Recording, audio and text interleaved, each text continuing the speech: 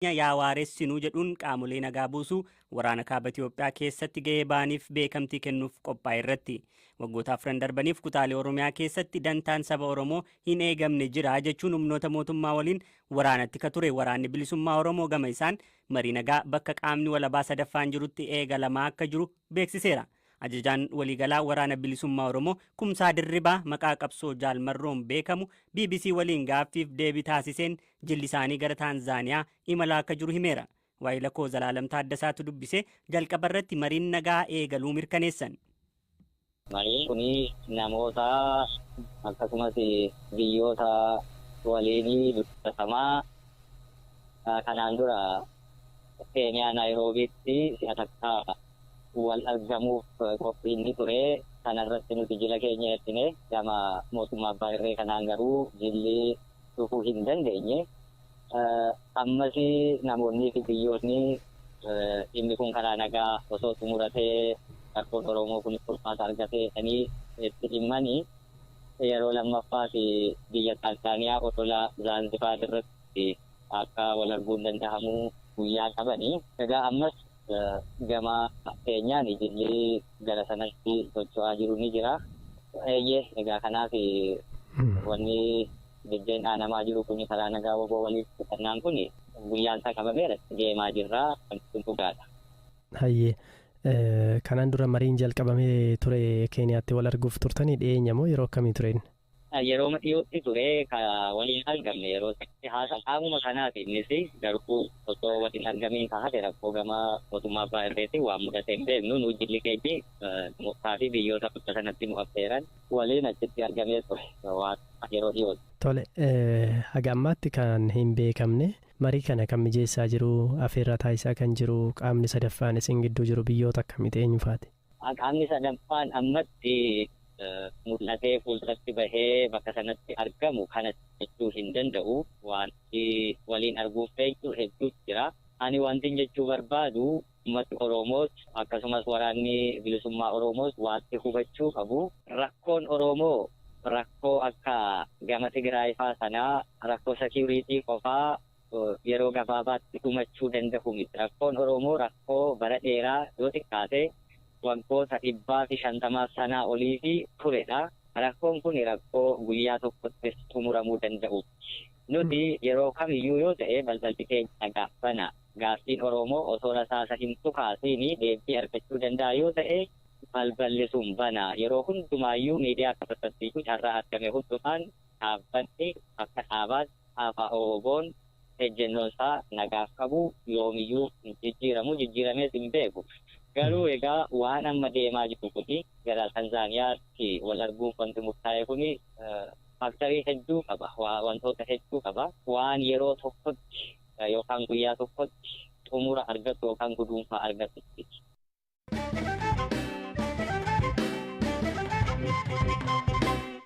Waggoota darban keessa qawwee humnoota mootummaa fi waraana bilisummaa Oromoo gidduutti ajjeefamuu qeerraa buqqa'uu fi dararaawwan hedduu keessa ka darban namootni nagaa godinaalee Wallaggaa keessa jiraatan mariin nagaa eegalame kun milkaa'ee akka galma ga'u hawwii qaban BBC'tti himaniiru.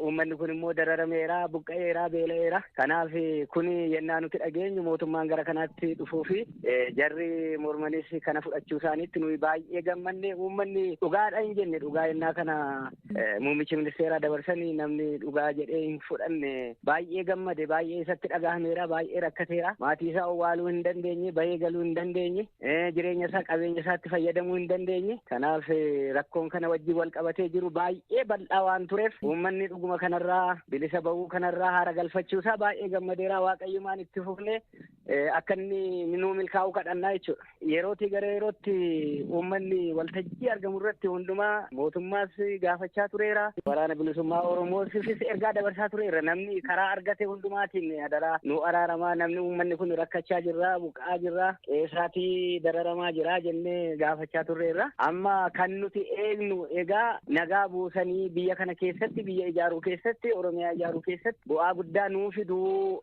nageenyi hin bu'aa namni nageenya waaraan hin bu'aa namni gara hojii isaatti deebi'ee hojii isaa kanaan duraatti deebi'ee hojjechuu danda'a inni biyya gadhiisee bahee gara biyyaatti deebi'uu danda'a qe'eesaatti deebi'uu danda'a kanaaf nageenyi bu'uu danda'a kan jedhudha qabnaa kanarraa kan eegnu kana dhagaa nageenyichuma eegaa jirra jechuudha. Bareechiisu maree dhugaa fi akkasuma kanaan dura guyyoomsaan taaneeti gammachuun nutti dhaga'amanu.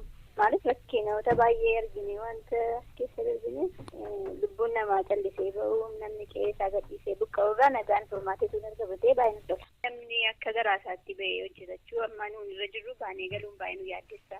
Lafa fagoo hin deemtu wantoota baay'ee rakkoo tokko jira yoo walitti bu'iinsi jira gara gidduutti ta'e iddoo biraatti beektaati dhimma kee hojii mataa kee deemtatee waraanni mootummaa aarii waraana adda bilisummaa wajjin walitti bu'ee dhufe qabuun sitti asii bira darbaa gadi baatee galuu yaaddoo keessa waan jiruuf yoo ta'e immoo boqota kasabni keenya araara calliseetu hin taane garuu fedhii adda bilisummaa oromoof lubbuu dhume sanaa maalirratti akka dhume maal akka barbaadee dhume sun yoo galma ga'eedha kan namni keenya gammaduu danda'u waan inni barbaadu sun yoo ni galma ga'e amma mirga abbaa biyyummaa isaa eegsifachuu akka biyyaa ta'ee qabeenyaa isaa mirga isaa guutuu fedha isaan adda bilisummaa oromoo waa'ee araaramee callisee taatu hin taane abbaa biyyummaa isaa mirkaneessuudhaani kan inni barbaade alaabaa mataa isaatii dhaabbachuu uummanni oromoos akkuma kana isa duukaa bu'eeti kan inni akka Wallagga lixaa beekutti akkasitti dhagalan isa beeku sansu yoo ta'e hin gammadaa yaada uummati keenya fedhii uummata keenya alaabaan keenya dhaabbatee abbaan biyyummaa keenya mirkanaa'u.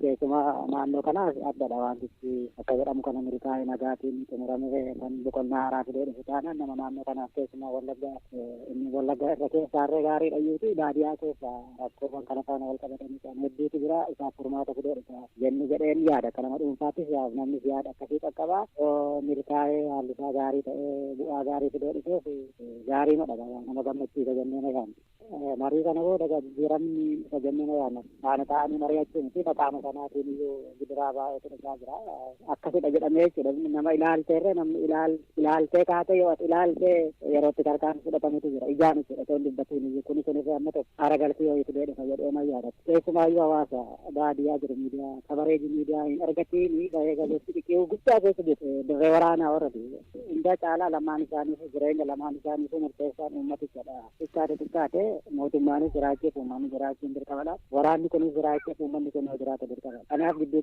Eeshiyaa fi baa giddu galeessaa irraa ta'an Sudaan keessaa ba'uuf iyyataa jiru. Barri dhumaa qaqqabeeraa jedhanii namoota amantaa Pirootestaantii utuu soomanii du'an jedhamee shakkamu 47 reeffa isaanii poolisii Keeniyaatiin argame. Poolisiin Keeniyaa bulchiinsa Malindii keessatti reeffa namoota osoo soomanii du'an jedhamee shakkamu qotee baaseera. Poolisiin akka jedhetti namoota reeffi isaanii argame keessa reeffi daa'immaniis ni jira. Awustiraaliyaan humna ittisaa ishee bifa haaraan saffisaan ammayyeessuuf hojjechaa akka jirtu sanadni gamaagama tarsiimoo humna ittisaa biyyattii mul'ise. Sababni ijoo Awustiraaliyaan tarkaanfii kana saffisaan fudhatteef raayyaan Chaayinaa guddachaa deemuun yaaddoo itti ta'aa waan dhufeefidha.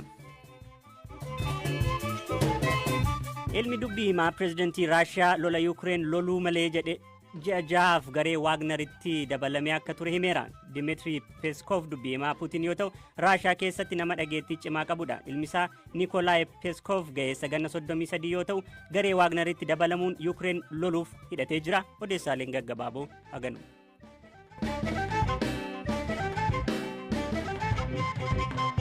Odeessa keenya itti aanuun weellisaa gameessi Oromoo weelluuwwan qabsoo fi geerarsaan beekamu artiist Zarihuun Wadaajoo kan wal'aansarra osoo jiruu lubbuun darbe guyyaa boruu ganama gara biyyaatti deebi'uun roobii dhufu gaggeessaan goota akka godhamuuf koreen dhimma kanaaf hundaa'e beeksisee jira. Abbaasaa Wadaajoo Gobanaa fi haadhasaa Zawdituu Makkoorraa godina Wallagga Bahaa magaalaa Naqamteetti bara 1949 kadhalate weellisaa Zarihuun Wadaajoo waggoota walakkaa jaarraa tokko ta'aniif weelluun saba isaa tajaajileera. Falmaa mirga Oromoof godhamaa ture keessatti qooda bahaa tureenis ka beekamu artiist Zarihuun manneen hidhaa keessatti dararaawwan adda addaa argeera. Waggoota dhiyoo darban dhukkubni ka irraa fagaachuu dide artiist Zarihuun ji'a 2 dura deeggarsi uummatni walitti qabeen gara biyya Indiyaa imaluun wal'aansarra osoo jiru lubbuun isaa dabarte. Koree sirna gaggeessaa isaaf hundaa'e keessaa tokko ka taate gaazexeessituu Masarat Dhaabaa reeffi artiistii gameessa kanaa boru ganamaan buufata xiyyaaraa Boolee akka ga'u wayitan bilbilaan dubbise natti himteetti. Koreen hundaa egaa erga hundaa jalqaba jiran adda addaa jiraa ture. Manarraa kaasee naannoo sanas sirreessuu haala mijeessurraa kaasee akkasumas iddoo awwaalchaa filachuu haala sirna gaggeessaa isaa irratti waliin mari'achaa turre akkaataa gaggeessaa goota tokko godhamuufitti akka gaggeeffamuu fi akkaataa aadaa fi safuu Oromootti akka awwaalamuuf kan waliin mari'atan jecha. Artiist Zarihuun kan boqote wal'aansarratti jiru biyya Indiyaatti amma yoom as dhufa? Gara Finfinnee buufata xiyyaara Boolee boru sa'aatii tokko irratti hin qubata jedhamee eegama.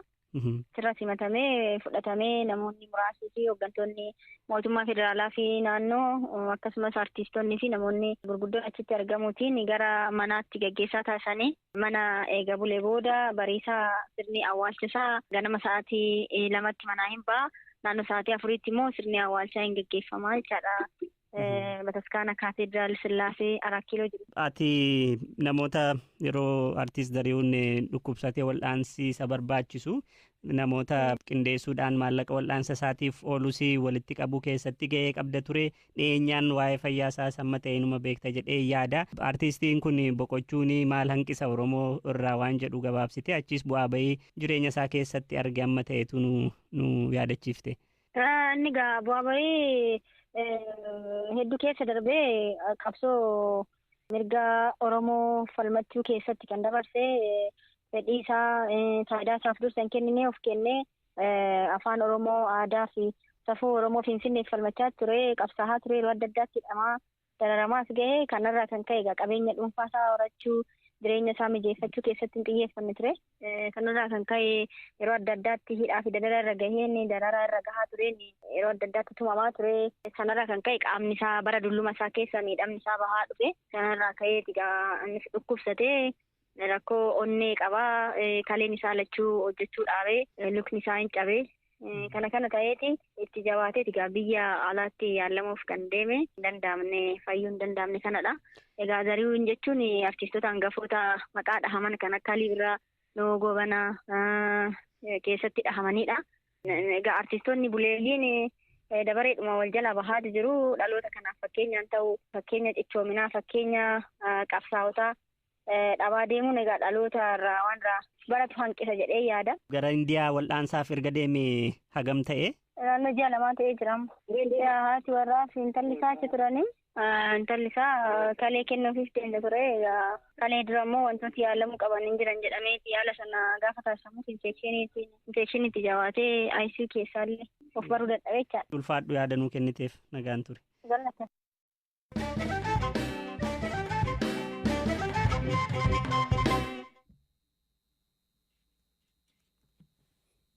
Oloompikaa fi shaampiyoonaa atileetiksii addunyaa irratti injifannoowwan hedduu kan milkeessite atileet Siifan Hasan dorgommii maaraatoonii irratti yeroo duraaf hirmaattee injifatte.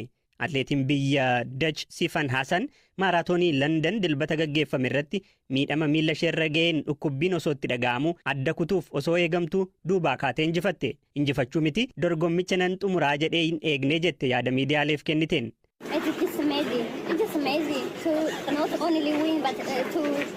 Baay'ee dinqeedha. Injifachuu qofa osoo hin taane dorgommicha xumuruu mataansaa dinqeedha. Ani maaraatooniif kabajan qaba. Namoota maaraatoonii fiiganiifis kabajan qaba. Galmi koo fiigicha kana xumuruu ture. Yeroo gaarii galmeessuu yookaan injifachuu hin turre. Garuu ammoo nan injifadhe. Jechan hin qabu. Galata guddoon qaba. Alhamdulillah. Wallaahi sarara dhumaarra gahuu koo hin barreen ture. Kun sarara isa dhumaatii jechaan ture. Takka immoo lakki kun sarara xumuraa miti kiiloomeetirri muraasni naa hafa jedhee humna dabalaan ture. Yeroon sarara isa xumuraa argu amanuu hin dandeenye. Hin beeku amanuma hin dandeenye. Amma maaraatoonii fiigee xumuruu kootiin baay'ee gammade. Waa'ee injifannoo hin beeku. Tarii boruun gammada ta'a. Ammayyuu akka abjuunatti dhaga'ama. Injifannoo maaraatoonii kana duuba fuulduratti gara tiraakiitti deebitamoo asumaanitti fuftaa jedhamee gaaffii dhiyaateef akkas jette. Lakki gara tiraakiitti nan deebi'a. Maaraatooniidhaan gammadeera. Fixadheera ammaaf. Yoon fayyaa qabaadhee ga'umsi koo gaarii ta'e gara tiraakiitti nan deebi'a. Garuu lachanuu tiraakiis maaraatooniis jaaladheera. Iddoo mara jiraachuun barbaada. Waa'ee dorgommichaa adda kutuuf yaadu yeroo dubbattu. Dhugaadhumatti bakka ta'etti adda kutuufani jedheen yaadaa ture. Xiqqoo deemee iddoo wayitti addaan kuta yaada jedhutu ture. Gara kiiloomeetirii 15 yookaan 20 irratti dhaabuun koo hin oolu. Garuu maaraatoonitti aanuuf muuxannoo akkanaaf ta'uuf xiqqoon yaala jechaan ture. Parsantii 100 nan xumura kan jedhu yaada koo keessa gonkumaa hin turre. akkan injifadhe kan hin bare yeroon sarara xumuraarra ga'ee kan jettu siifan guyyoota 10 dura shaakalliif wayita Itoophiyaa turte osoo irraan gadee fiigdu miilla isheerra dhukkubbiin itti dhaga'amuu akka eegale dubbatteetti. Siifan dorgommiin London ganama eegalutti maaraatoonii fiiguuf murteessuu isheetti gaabbitee boossee akka turte gaazexeessitootatti himte. Maaraatoonii fiiguuf murteessuu kootiin doofaan ta'e jedhee ofitti dubbachaan ture. Ganama kanayyuu sodaarraa kan ka'e maaliifan maaraatoonii fiiguuf murteessee jedhee boo'eera. Leenjisaa kootiinuu maaliifan maaraatoonii fiiguuf ka'e maaltu akka sana dogoggorse jedhee dubbachaan ture. Olompika Tookiyoo irratti meetira 5,000 fi 10,000 warqee 2 kan injifatte Siifan Hasan miidhamni miilla ishee yaaddesse akka turee fi sanbata ganama wanta dhukkubbii ishee laaffisuuf fudhachuu akka dagattees dubbatteetti. Dorgommii kanarratti yeroo 2 dhaabbattee miilla ishee dhukkubu diriirsuun bayyanachuuf yeroo yaaltu mul'atteetti. Kanattis garee dorgommicha dursurraa hedduu booddeetti hafte. Dhaggeeffattoota qophiin keenya har'aaf jennee qopheessine asumarratti xumuramaa sagantaa kan akka qopheessite Firaa'ol Balaa kan isinii dhiyeessaa ture Hangalaanaa Balaa.